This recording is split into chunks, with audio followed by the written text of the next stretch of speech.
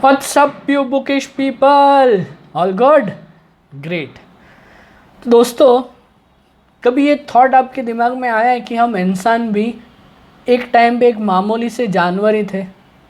ना कोई सिटीज़ थी, ना साइंस था, ना पैसा था, कुछ भी नहीं। पूरे दिन बस जंगल में रहो, शिकार करो और सरवाइव करो।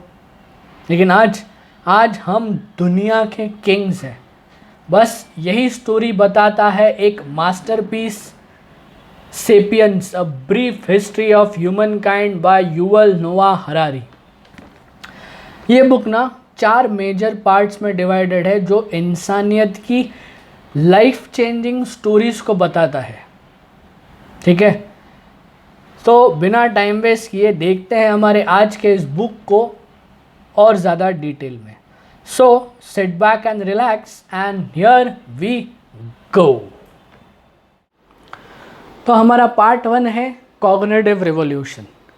हरारी बताते हैं कि इंसान एक दूसरे से तब अलग हुए जब उन्होंने अपनी इमेजिनेशन की पावर को यूज़ करना स्टार्ट किया, जिसका सबसे बड़ा एग्जाम्पल है मिथ्स और बिलीफ। हम किसी भी स्ट्रेंजर पर क्यों विश्वास करते हैं? क्योंकि हम सब एक ही कहानी पर बिलीव करते, जैसे पैसे की वैल्यू करना, रिलीजन या नेशन। अब देखिए, रुपीस का ये नोट है तो एक पेपर ही, लेकिन इसकी पावर है क्योंकि सब इसमें बिलीव करते।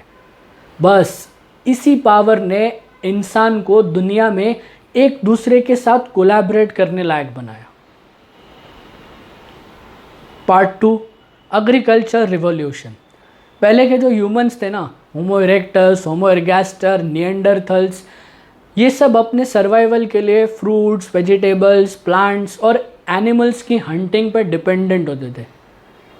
लेकिन आज से 10,000 साल पहले सब कुछ बदल गया जब उन्होंने खेती करना स्टार्ट किया। सनराइज से लेके सनसेट तक पूरा दिन वो लोग खेती में काम करते, इस सोच से कि आगे जाके उन्हें और खाना मिलेगा।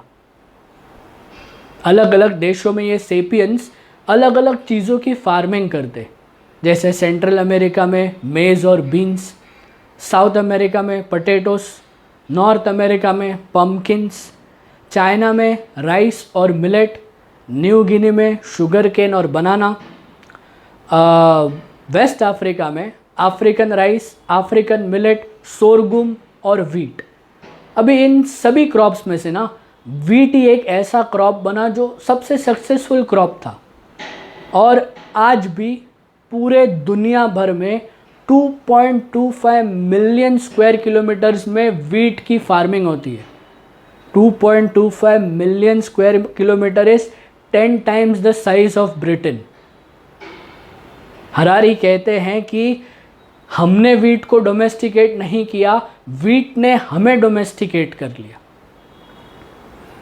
सेपियंस को वीट की फार्मिंग करना उतना आसान नहीं था, क्योंकि काफ़ी प्रिकॉशंस और काफ़ी एक्शंस लेने पड़े थे। जैसे कि जहाँ पर वीट का फील्ड है वहाँ पर कोई स्टोन्स या पेबल्स नहीं होने चाहिए। अब उसे क्लियर करते करते इन बेचारे इंसानों की पीठ ने जवाब दे दिया। ठीक है, वीट एक ऐसा क्रॉप है ना जो शेयरिंग में नहीं खिलता है। उसे अपना सेपरेट स्पेस चाहिए, सेपरेट पानी डालो, सेपरेट न्यूट्रिशन डालो।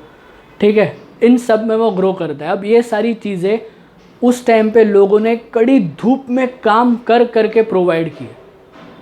ठीक है, अब इस वीट को ना रैबिट्स और अन्य जानवरों से भी प्रोटेक्ट करना पड़ा, तो उन लोगों को फेंसिंग करनी पड़ी। इसके साथ साथ उन्होंने कुछ गार्ड्स भी रखे थे उस फील्ड की प्रोटेक्शन के लिए।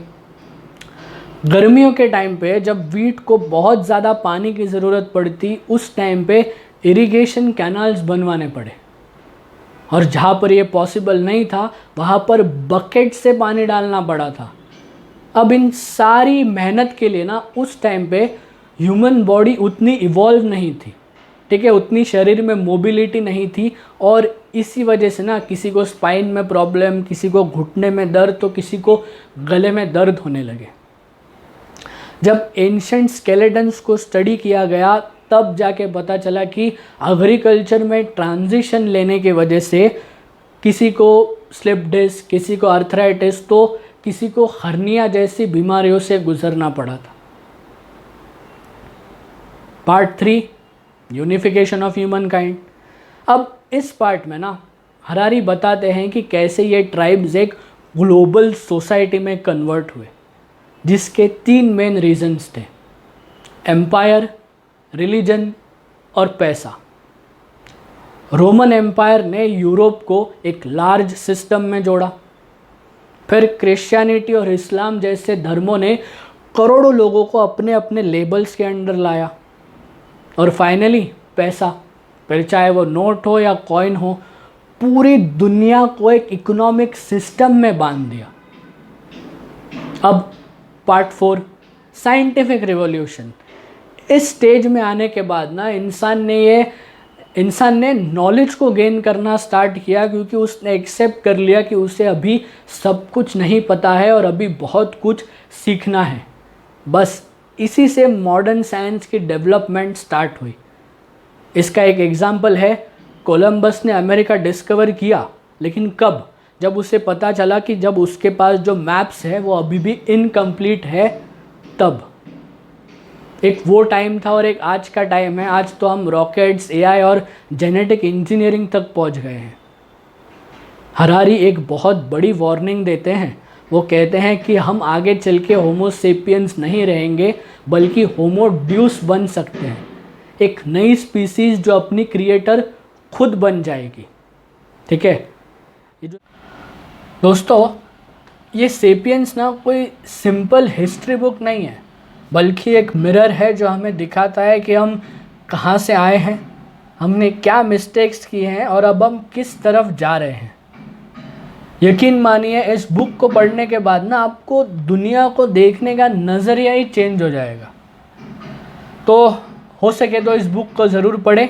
ठीक है, this was it from this book.